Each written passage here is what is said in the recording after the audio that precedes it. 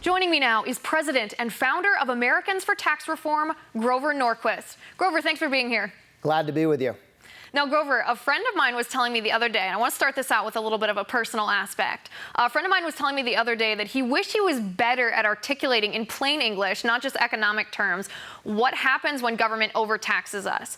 He was talking about Bernie Sanders specifically and how Bernie's making these promises to protect people and regulate corporations instead of protecting corporations and regulating people, the progressive maxim, if you will, and how that sounds great. But my question to you, Grover, is simply, how will Bernie's tax plans negatively impact businesses and employees in our country, like the GOP claims, but in plain English?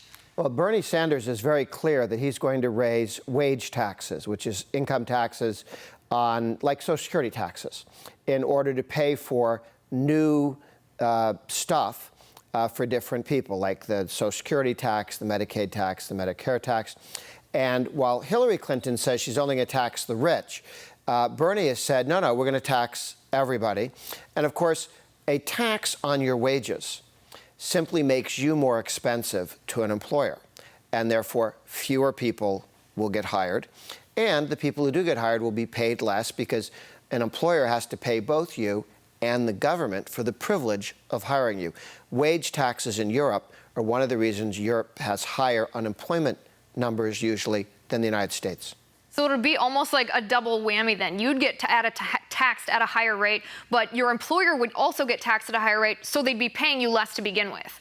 If they hire you. I mean, they will be hiring fewer people because everyone they hire is more expensive because there's the wage tax attached to it.